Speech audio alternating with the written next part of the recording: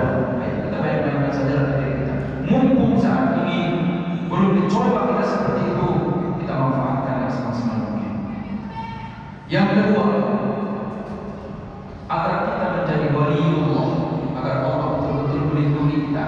Yang kedua, yang pertama tadi la ya'lamun rizq. Yang kedua, la yashtaquna min khaliqihim ila maghfirah. Tidak mengeluh saat sakit. Berat juga ini. Mudah tapi berat sebenarnya. Tidak mengeluh saat sakit.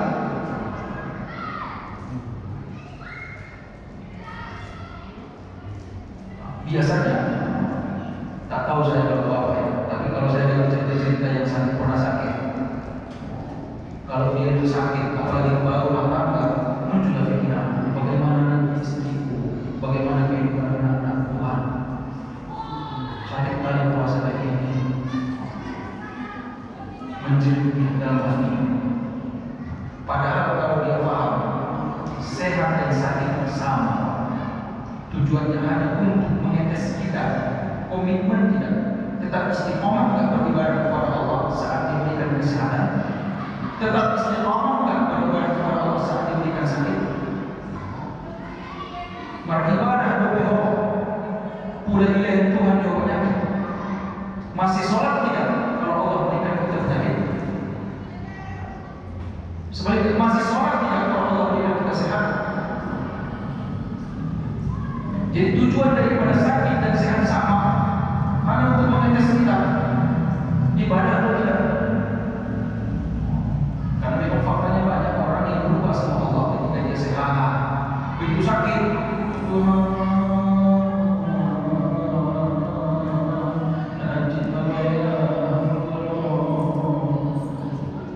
dekat dari sebelumnya saat sakit, begitu sehat berubah dia masjid. Kalau udah mau bincang ke masjid di luar ya, bukan ke masjid doang ya, sholat di rumah pun tak masalah. Yang penting ingat Tuhan. Jadi sehat sakit sama, tujuannya untuk mengetes kita, komitmen tidak, konsisten tidak, istiqamah enggak, kontinu tidak, berterus-menerus enggak kita ibadah. Nah, kalau sanggup kita tidak mengeluh saat sakit, insya Allah tanda-tanda bahwa itu waliullah. Tanda-tanda bahwa waliullah. La ya'rifu waliullah illa seseorang tidak akan bisa mendeteksi orang lain wali kecuali dia sendiri wali. Saya tak tahu kalau Bapak pernah ada waliullah di sini. Tidak bisa saya deteksi kecuali saya wali. Jadi sebenarnya mengetahui dirinya waliullah dirinya sendiri. Orang lain tak waliullah itu di penampilan macam orang gila. Jangan bawa kayaknya dia waliullah itu tidak bisa kita deteksi itu. Kalau kayaknya sepertinya tersalah, tapi waliullah itu harus dicium tangannya walaupun dia tidak tergila. Itu kan sebenarnya orang-orang yang kelihatannya gila dicium orang tangannya itu untuk membunuh kesombongan diri sendiri itu.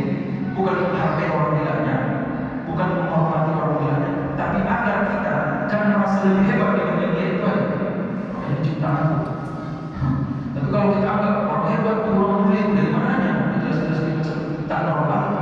Tapi agar tidak kita sombong, itu maka kita hormati. Karena bahkan orang yang hormati dan memuji tangannya macam-macam itu kan. Nah, untuk mendeteksi apakah dia betul wali atau tidak, tidak bisa orang awam, harus wali juga yang mampu mengetahui bahwa orang itu wali atau tidak. Makanya saya sendiri pun tidak tahu apakah Bapak Ibu di sini ada yang sudah berstatus waliullah atau tidak. Tidak bisa. Kenapa? Saya tidak waliullah. Menurut saya. Kenapa? Ya karena tadi wilayah ada benar rezeki, tidak merasa takut dengan rezeki. Kadang-kadang kita sebagai awam masih juga. Apalagi saya masih muda, gitu kan? Yang kedua, tadi sudah kata, min rabbih ila mampu, tidak mengeluh kepada Allah. Sedang sakit, kadang-kadang seperti yang saya contohkan tadi, kadang-kadang saya juga. Ini kan saya sampaikan kepada Bapak itu belum pasti kalau saya sendiri sebenarnya sudah mencapai itu. Ini saya sampaikan ilmunya, walaupun Bapak Ibu memang sudah mengetahuinya, tapi saya ulang kembali agar apakah sama-sama kita ke tahap itu? Sama-sama termasuk saya. Nah, seandainya Bapak Ibu saat sakit tidak mengeluh, malah bisa senyum karena rasa Allah sayang sama kita. Oh ini kayaknya Tuhan memberikan cobaan ini. Masih tetap tidak saya untuk sholat, zikir, baca Quran? Masih tetap tidak hati saya itu atau tidak? Ini cobaan dari Allah ini. Artinya tidak ada keluhan di situ.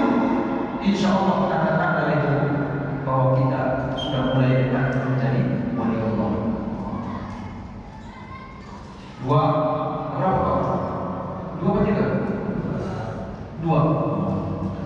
Yang ketiga, yang turun orang muncul ini. Kalau makan dia pengen sama-sama, gak mau kenyang sendirian. Ada rasa simpati dalam hatinya. Ini pun mudah yang dilakukan ini, tapi mengamalkannya payah juga. Bahwa yang berbagi aja orang. Ada makanan, dia kepikiran orang yang gak makan, kalau bisa dibagi sama orang lain. Nah, untuk ke tahap ini, ya kita sendiri yang tahu tentang diri kita apa. Kadang-kadang kita perhatikan yang banyak orang, gak usah di Indonesia ini contohnya, yang korupsi itu, yang koruptor itu bahkan, itu kan pikirkan perutnya sendiri. Padahal untuk mencari tahu apakah masyarakat misalnya, masyarakat negara itu miskin atau tidak kan mudah sekarang. Internet itu mudah, cari tahu sendiri. Kalau mau dari lembaga survei bisa gitu. Gak usah jauh-jauh. Barangkali di tempat orang kaya sekalipun, kecuali di sana lah, ya, perumahan. Kalau di perkampungan lah, besar rumah ya, pinggir kiri kanannya kan masih ada sebenarnya orang yang membutuhkan. Kalau di perkampungan lah, kecuali di perumahan pinggir yang sekarang ini yang orang-orang kaya semua di situ, hilang. Jadi ada orang yang sanggup kenyang, padahal banyak orang yang lapar di sekeliling. Nah ini tanda-tanda memang orang-orang yang benci Allah ini. Inna Allah la yuhibbu man kana mukhtalan fakhura. Sesungguhnya Allah tidak cinta, tidak suka kepada orang-orang yang congkak dalam hidupnya dan kikir. Jadi hanya memikirkan diri sendiri. Maaf nih, saya masih heran. Saya belum tahu apa jawabannya. Saya pengen tanya orang yang bersangkutan. Andainya orang itu ada di depan saya mau tanya, Pak, Bapak tinggal di rumah cuma 2 orang, istri dan Bapak sendiri. Oke lah, kalau Bapak punya anak 2 anak Bapak, anak Bapak 2, istri Bapak 1, Bapak sendirian, 4 orang dalam 1 rumah. Rumah Bapak macam istana, mobil Bapak ada 15, harganya miliaran. Kira-kira untuk apa itu Pak? Pengen saya tanya. Ada orangnya. Kira-kira apa jawabannya? Ustaz, jangan salah sangka itu direntalkan. Oke, kalau direntalkan nggak masalah. Tapi yang kita lihat kan juga mobil sport, harga miliaran, tak mungkin direntalkan itu. Mobil Saron itu misalnya, itu untuk apa itu kalau dipikirkan? Sebenarnya saya nggak mau mencontohkan orang Indonesia harusnya. Sekarang ini kan ada contoh yang kelihatan sekarang, Nepal itu. Di Syria ada pemimpinnya, istananya juga Bapak tengok. Mobilnya ratusan, mobil pribadinya ratusan, ada orang yang berlapis emas. Saya mau tanya, ini untuk apa mobil? Padahal kan kita hidup ini, kita harus konteksnya yang penting kan, substansinya yang penting dalam hidup ini apa? Substansinya yang penting. Begini maksud saya, substansi begini. Bapak mau ke masjid. Bapak mau ke masjid. Ke masjid itu kan ada banyak cara. Bisa jalan kaki, bisa naik sepeda, bisa naik mobil, bisa naik kereta. Tapi tujuan Bapak ke masjid. Saya mau tanya, kalau seandainya Bapak nggak tahu benar, tiba-tiba sampai ke masjid, cukup tidak Pak? Dengan sampai ke masjid tanpa harus ada mobil. Ya kan tujuannya kan ke masjid. Ngapain harus beli mobil yang mewah?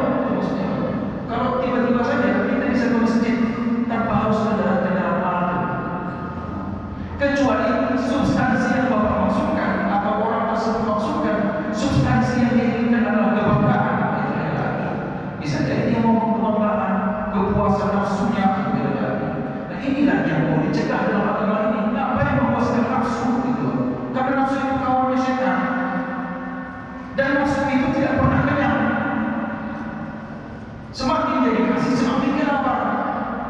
itu nafsu. Tiga sebenarnya begitu puas, seluas-luas. Saya pasti bisa jamin itu sekarang itu pemimpin sipil tadi. Ada itu ruangan yang belum didatangi sampai puas. Ada mobil yang belum sempat dia nyalain sampai balik. Jadi buat apa? Buat apa ya? Kalau kita hidup ini sebenarnya sederhana, substansi saja cari. Kalau bisa yang kenyang tanpa makan, kira-kira buat apa? Gitu kan? Kalau bisa